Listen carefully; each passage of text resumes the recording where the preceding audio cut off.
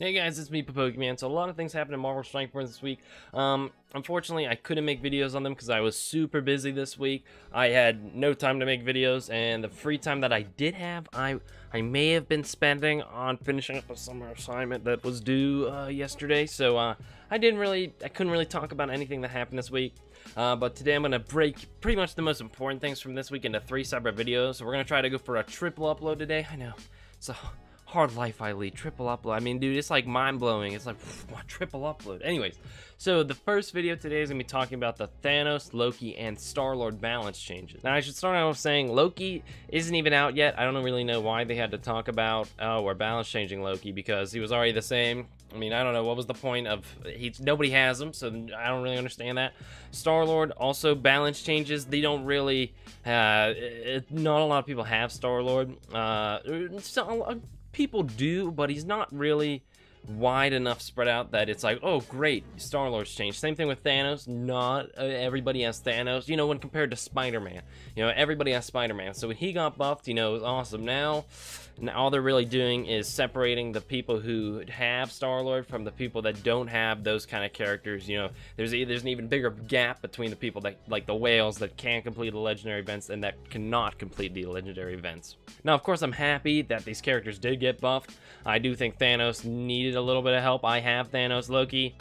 Personally, I thought his kit was looking relatively good where he was, but I guess, you know, I don't think everybody thought his kit was looking great, so they just buffed him a little bit more. And Star-Lord, I do think he needed a little bit of help, so I'm not disagreeing with these balance changes, but, you know, when I think who needs buffed, I think Thanos or Ronan. I'm not really, or not Thanos, I'm thinking Ronan or Iron Fist, not, oh man, Thanos is really struggling there. I'm more thinking like, poor Ronan, dude. But, I mean, I'm glad to see him get changed, but we'll cover all the balance changes here. Of course, you know, Fox Next, they're busy people, so they're too busy to release patch notes. So I believe these were either data mined or something like that. Somehow people have gotten like a rough idea of the balance changes. Thanos had his base stats, his damage and his speed increased.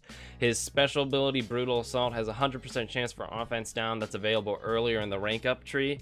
And his taunt is increased to 2 turns to level 6. So Thanos, he has a very high resistance, so he's really hard to get taunts off of with abilities that remove buffs from enemies. Now he gets 2 taunts for 2 turns, so that makes Thanos even better now. And then his ultimate energy bomb now does more damage, which then gives him more lifesteal, so it just kind of rounds him out a little bit better. And then his Titan Eternal passive, the ability energy now generated when an enemy is defeated by anyone on the team. So instead of him giving ability energy when he kills an enemy, now if anybody on the team kills somebody, ability energy is given out. So Thanos is just a little bit more well-rounded out now, a little more tanky, deals a little bit more damage. So all things considered, Thanos is looking pretty good nowadays. Loki, it's hard to really be like, oh, these balance changes, but his damage and armor was increased. The final resulting damage was increased with this thing. A bunch of damage increased. He can get a 3rd mirror image with his 3rd skill, so he can summon more things. Oh, this is interesting. His passive on spawn speed bar filled to 100%, and Mystic Controller allies gain some speed bar fill, and also added focus and resist for self and Mystic Controller allies. So I believe, no, Doctor Strange is a support, but Mordo might be a controller, so this might actually be really nice for Loki, and he might actually synergize a little better with a lot of other characters, so that'll be interesting to see. A lot of the other things just increased his damage output, but we don't really know what Loki's damage output was like, so it's like, oh, Loki got buffed. Finally, Star-Lord got buffed. His health was increased. His basic attack now chains more often. His special grants ability energy to adjacent allies. I don't know if that's on top of also giving it to random allies around him.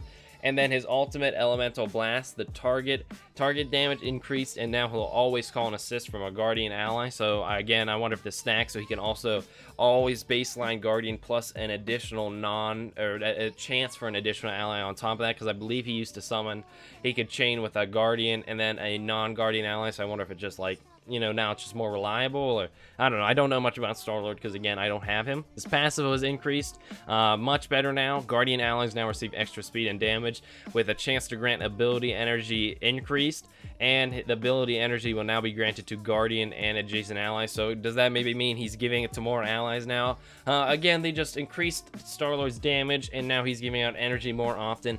I do think this is a good change. I think, you know, they needed the Guardians team needed a little bit more to boost them into the meta.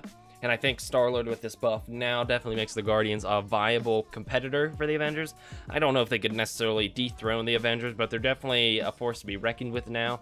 In terms of the priority for a legendary event, we're going to talk about Nick Fury later today. But Nick Fury, I'd say, is priority #1. But the Kree, they're kind of hard to level up. So again, in terms of the best characters from the legendary event, I'm going to say right now, Nick Fury, Star-Lord, and then Iron Man down here. Not to say any Iron Man's bad, but I don't say he's as team shifting. Like, Iron Man just helps out the Avengers team. They don't depend on him. Right now, I think Star-Lord can make or break the Guardians of the Galaxy team. So it'll be interesting to see how this plays out in game. These are out right now, so I hope, for me, my Thanos got buffed. It allowed me to clear 1-9 in the Mystic campaign, so good time for me. And I hope you have at least one of these two characters. That way you were able to benefit from the buff. So with that being said, I'll see you guys in the next video. Signing off, guys.